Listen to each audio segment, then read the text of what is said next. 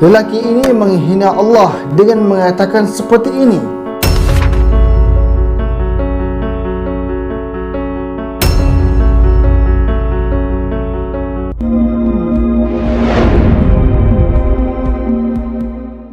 Assalamualaikum warahmatullahi wabarakatuh. Sahabat semua, apa khabar? Semoga sehat selalu dan diberikan kebaikan di dunia dan di akhirat. Hari ini kita sebagai rakyat Malaysia sedih dengan apa yang berlaku kepada umat Islam di Palestin dengan kematian yang banyak berlaku. Samping itu adanya pula orang-orang yang mentertawakan, memperli bila masjid yang dibina di Palestin hasil daripada sumbangan orang ramai rakyat Malaysia perli oleh kelompok yang tidak sedar diri. Standing in front of Al-Amin Muhammad Malaysian Mosque, which was built by a generous donation of the Malaysian people. This mosque and totally flatten it. Bukan setakat itu, terdapat juga orang yang tertentu yang tidak faham langsung tentang keadaan di sana. Sibuk nak perkatakan mengenai peace, kedamaian, sedangkan apa yang berlaku di sana adalah penjajahan dan pembantaian hari demi hari. Dan perkara ini dah dijawab oleh Bro Firdaus Wong. Dan terbaru pula, budak Twitter entah daripada mana datangnya tiba-tiba mengatakan seperti ini. Na'udzubillah. Gambar yang dia tunjuk itu adalah salah satu karakter yang terdapat di dalam Power Rangers. Bagi budak 90-an memang dia kenallah gambar tersebut. Dan bolehnya pula dia mengatakan bahawa Allah seperti itu. Saya tidak sanggup nak sebutkan apa yang makhluk itu tulis.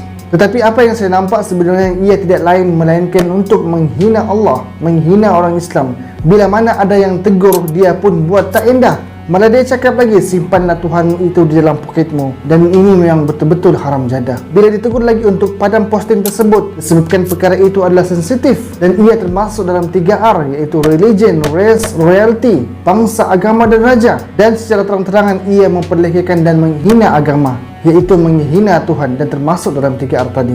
Secara terang-terangan ia telah pun menghina agama, menghina Tuhan bagi semua umat Islam, iaitu Allah Subhanahu Wa Taala.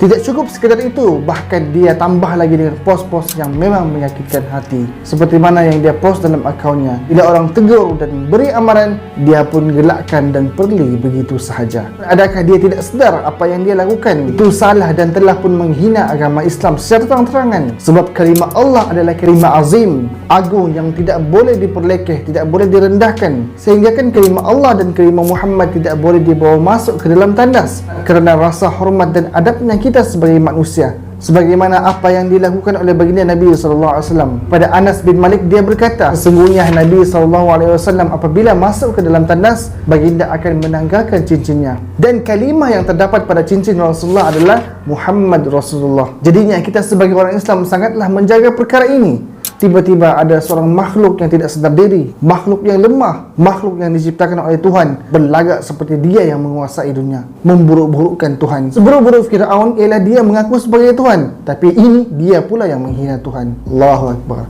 Betullah peribahasa orang-orang tua dahulu, kerana perut santan binasa, kerana mulut badan binasa. Saya rasa memang ramai dah cari budak ni. Dan ada yang mengatakan budak ni daripada kelompok etis kononnya, sebab mereka memperlekehkan sumbangan rakyat Malaysia kepada Palestin. Kalau dia budak etis, tidak percaya dengan kewujudan Tuhan, ambil buku dan tamparlah dia sekali. Dan katakan bahawa buku itu bergerak dengan dirinya sendiri. Sedangkan kewujudan penyakit yang ada sekarang pun akalnya yang dangkal, tidak mampu nak fikir dan selesaikan. Ini kan pula menganggap manusia terjadi dengan sendirinya, disebabkan Big Bang dan sebagainya. Kalau sahabat-sahabat ada maklumat, boleh komen di bawah mengenai lelaki tersebut. Jadinya daripada sekecil-kecil perkara seperti pen pun ada yang design, ada yang ciptakan. Ini kan pula manusia dengan sebaik-baik ciptaan, ahsanut takwim, dengan pelbagai kelebihan. Ada otak yang boleh berfikir, yang didesain dan dihidupkan dengan luar biasa. Tidak pula dia mampu berfikir siapakah yang menciptakan manusia. Hakikatnya begitulah sifat manusia, tidak berfikir. Sebab itulah Allah Subhanahu Wa Taala mengingatkan kita di dalam Al-Quran selalu untuk berfikir, untuk memahami, untuk menggunakan akal. Afala tatafakkarun, afala ta'qilun. Dan pesan saya kepada orang-orang sebegini, kita kena sedar yang kita ini adalah hina. Kita manusia ini lemah. Lihatlah bila kita sedih, kita menitis air mata. Bila kita berak, najis kita busuk. Kalau kita luka, ianya berdarah. Dan bila luka tersebut buruk, ia akan bernanah busuk. Bila kita mati, kita akan hancur dimakan ulat. Semua kitaran itu Allah Subhanahu Wa Taala yang ciptakan. Wujudnya alam ini kerana adanya pencipta. Wujudnya juga kita kerana adanya pencipta. Kita ada di dalam dunia ini bukan secara tiba-tiba, tetapi Allah dah ciptakan, Allah dah design, Allah dah hidupkan. Dalam banyak-banyak sperma yang berenang dan bersaing, keluarlah kita. Dan masa kita kecil pun, ibu bapa yang basuh berak kita. Ada fasanya, bukannya kita terus berlari dan pandai sendiri. Sebab manusia ini lemah, perlukan Tuhan untuk berharap, berdoa dan merintih bila mereka dibebani dengan segala masalah dan ujian. Allah itu Tuhan kita, Allah ciptakan kita dan diturunkan Al-Quran sebagai buku panduan kepada kita. Dan sekarang ni orang bukan Islam memang seronoklah bila melihat orang Islam ditimpa kesusahan, ditimpa musibah dan sebagainya. Sebagaimana yang berlaku di Palestin pada hari ini, mereka gelakkan sahaja. Walau bagaimanapun kita kena ingat yang orang bukan Islam ini memang tidak akan pernah redha kepada orang Islam dalam apapun perkara, sebagaimana firman Allah Subhanahu wa taala, "Walan tardu 'ankal yahud walan nasara hatta tattabi'a millatahum."